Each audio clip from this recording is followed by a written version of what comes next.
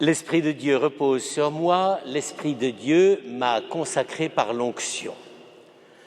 Frères et sœurs, il y a peut-être peu de personnages, de saints du Moyen-Âge à qui on puisse attribuer de façon si spontanée cette phrase du prophète Isaïe. En effet, ce texte d'Isaïe, c'est un texte de vocation. C'est-à-dire, c'est assez rare à l'époque, mais c'est quelqu'un qui se rend compte tout à coup du fait qu'il a été appelé et que tout ce qu'il doit vivre désormais est sous la conduite de l'Esprit. Ça ne veut pas dire qu'on se permet n'importe quoi, ça ne veut pas dire qu'on va essayer d'éblouir la galerie, mais c'est vraiment la reconnaissance qu'à l'intérieur de soi-même, il y a comme une sorte de dynamique qui est nouvelle par rapport à ce que l'on connaissait autrefois, même des fois à quelques journées ou quelques mois d'intervalle. Alors, c'est exactement ce qui s'est passé pour saint Antoine de Padoue, car c'est un homme à la vie parfaitement étonnante. D'abord, il a vécu 36 ans. Il est né en 1195. C'est un exact contemporain de saint François d'Assise, qu'il a d'ailleurs connu.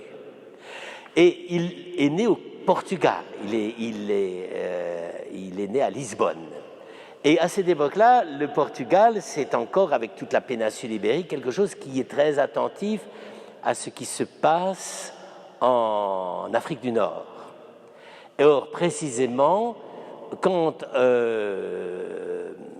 Antoine a, 15-16 ans, 17 ans, il entend parler d'un petit groupe de compagnons de saint François d'Assise qui ont été envoyés au Maroc pour prêcher la foi.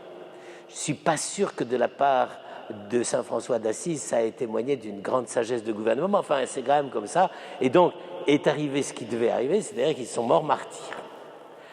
Et ce martyr a beaucoup ébranlé toute la péninsule ibérique, Espagne, Portugal compris, et alors que pour certains, ça devait être un peu terrible d'augmenter la peur, car la Reconquista n'était pas encore terminée, loin de là.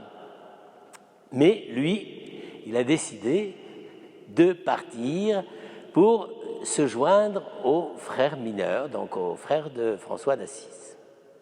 Alors, il a essayé d'aller au Maroc, puis ça n'a pas marché, tant mieux pour lui parce que c'était quand même un peu risqué.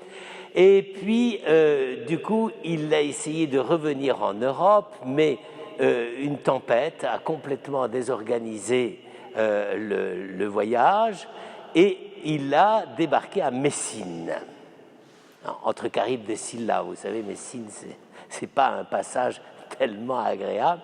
Toujours est-il, le navire a fait naufrage en arrivant et il a été recueilli là, effectivement, par une communauté de franciscains qui, voyant l'amour qu'il avait pour les martyrs du Maroc, s'est dit on va l'embaucher tout de suite. C'est comme ça que saint Antoine de Padoue est devenu frère Antoine et qu'il n'était pas du tout de Padoue à l'époque, il était de Lisbonne, et il est entré dans la famille franciscaine. Alors là, donc il a à peine, il n'a pas 22-23 ans, à peine. Et donc là, on le forme, et élève très très brillant, enfin, vous savez, le sud de la péninsule italienne de l'époque, c'est un lieu d'une culture et d'élan à la fois artistique, architecturaux, etc., absolument extraordinaire. Mais lui, il est vraiment fanat de théologie. Et donc, on l'intègre petit à petit et il se trouve qu'il va à Naples, qui était quand même la capitale. Enfin, c'est la même époque que Raymond Béranger, que la fille de Raymond Béranger, la Béatrix qui a fait construire l'église. Là, c'est un petit peu après, mais enfin, c'est la même ambiance. Et donc, il va à Naples, et là, un beau jour, c'est un pur hasard, il va à l'ordination d'un de ses frères. Or, le provincial qui doit prêcher à l'ordination est malade. Et donc, pas de prédicateur. Il faut dire qu'à la différence des dominicains, chez les franciscains, il y avait des prédicateurs, mais pas des prédicateurs officiels qui faisaient, j'allais dire, les discours du trône, n'est-ce pas? Et donc, au dernier moment, alors qu'il était jeune étudiant, les études à peine terminées, on lui dit, bon, ben écoute, il faut que tu prêches à la place du provincial. Ce qui, évidemment, à l'époque, était quand même, j'allais dire, assez risqué. Et il paraît que le sermon sur l'ordination de ce frère, on ne sait pas qui c'est d'ailleurs, a été tellement éblouissant et extraordinaire qu'à ce moment-là, le provincial qui avait dû se rétablir entre les deux a dit, ben voilà, tu seras officiellement prédicateur dans l'ordre des frères mineurs. Alors là a commencé une carrière de prédicateur éblouissante. Enfin, il faut imaginer quand même, on est dans les années 1220, Saint-Dominique vient de mourir, mais il y a quand même déjà les frères prêcheurs. Et là, c'est curieux parce qu'on est juste dans une sorte de... on est sur la corde raide, c'est-à-dire les dominicains ont trouvé très vite leur place dans la société cléricale de l'époque, les franciscains beaucoup moins, parce que ça ne sera jamais organisé. Enfin, là où il y a des franciscains organisés, il faut se méfier, c'est plus tout à fait des franciscains. Mais donc, lui, il a été consacré prédicateur officiel, et là, il est parti, enfin, c'est incroyable, il a quitté le sud de l'Italie, et il a prêché, tenez-vous bien, jusqu'à Limoges. C'est-à-dire, il a dû passer par Aix et Marseille, parce qu'il est passé par Aix-Marseille, puis Montpellier. C'est à Montpellier, on a des traces. À Aix, on n'a pas de traces. Alors, est-ce que, je ne sais pas, peut-être qu'il est passé ailleurs, je ne sais pas, on ne sait pas où. De toute façon, on ne sait pas dans le coin.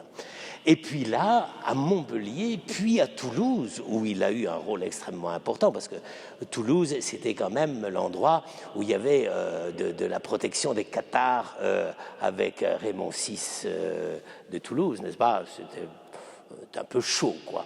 Et puis ensuite, il est monté jusqu'à Brive, il est monté jusqu'à Limoges, n'est-ce pas? Et puis finalement, on lui a dit, il faut revenir dans le nord de l'Italie. C'est comme ça qu'il est arrivé à Padoue. Et alors là, un succès absolument éblouissant, quoi. Je veux dire, c'était le prédicateur de l'époque. Enfin, je ne sais pas à qui on pourrait le comparer parmi des prédicateurs célèbres aujourd'hui, mais vraiment, ça déchaînait les foules. Et c'est comme ça qu'il a terminé à Padoue, mais tenez-vous bien, quand même, à 36 ans. Il est mort à 36 ans.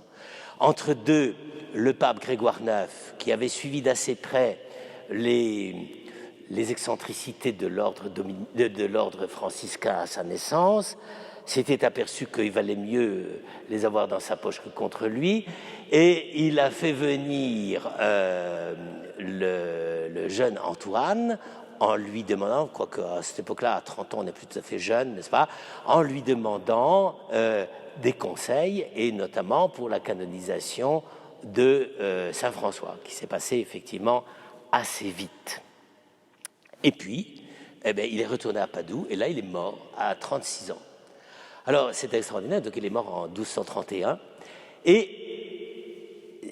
il avait un tel succès, enfin, c'est un peu le genre subito santo, n'est-ce pas? On a dit, il faut le canoniser. Donc, Grégoire IX, qu'il avait connu, 1 an plus tard, l'a canonisé. J'aime autant vous dire que la procédure de canonisation a dû être quand même assez rapide, mais il avait une telle cote qu'on ne pouvait pas aller contre. Et alors, évidemment, comme il était à Padoue, sans doute il avait eu beaucoup de succès auprès des foules dans sa prédication, et à ce moment-là, on lui a dédié une des très belles églises de Padoue, la basilique de Saint-Antoine de Padoue, et la tradition veut qu'il y ait eu beaucoup de miracles sur sa tombe à partir de ce moment-là, et que c'est après Assise le premier grand sanctuaire franciscain de l'ordre franciscain. Alors, qu'est-ce qu'il faut retenir de tout ça? J'allais dire, le moins qu'on puisse dire, c'est que la vie de Saint Antoine n'est pas télécommandée. c'est pas du tout... on est vraiment dans cette espèce de spontanéité du début des années 1200, dans lesquelles il y a eu beaucoup de ces figures tout à fait étonnantes, que ce soit chez les dominicains, chez les franciscains, chez les augustins, etc. On n'imagine pas, c'était pas du tout télécommandé, quoi. Je veux dire, bon, évidemment, la papauté prenait très fortement appui, et surtout, je crois, et c'est ça qu'il faut retenir, et c'est que ces hommes-là ont vraiment compris que l'humanité de l'époque reprenait une vraie liberté. C'est le début des grandes villes qui vont s'épanouir à travers tout le Moyen-Âge, ralenti certes par la peste noire, mais c'est quand même le début des grandes villes d'Europe, n'est-ce pas 1200, c'est le siècle à lire Duby et compagnie, il nous explique ça très bien. Et ces hommes-là, au lieu de vivre sur une sorte de système imposé, complètement formaté de pastorale, ils ont accepté une pastorale de mode tout à fait nouveau, qui était, j'allais dire, on va de ville en ville, un peu comme nous le dit l'Évangile, et on prêche et on verra bien ce qui arrive. Alors évidemment, peut-être que la population de 1220 était plus réceptrice que nous aujourd'hui, mais en tout cas, ça a donné cette floraison de la chrétienté médiévale dans ce qu'elle a de plus beau, n'est-ce pas? Enfin, c'est ce qui prépare immédiatement la génération de Saint-Louis, n'est-ce pas? Et c'est quand même le beau moment, le grand moment de la culture médiévale. Alors, je ne sais pas comment on va se sortir de la situation actuelle qui n'est sûrement pas aussi brillante qu'en 1220, mais ce qu'on peut demander à saint Antoine de Padoue, c'est qu'il aide les chrétiens, les clercs, les religieux, etc., à retrouver un véritable visage aussi dynamique et aussi confiant dans la liberté de l'homme que lui-même n'en a su témoigner à travers sa prédication et son service des plus humbles et des plus pauvres.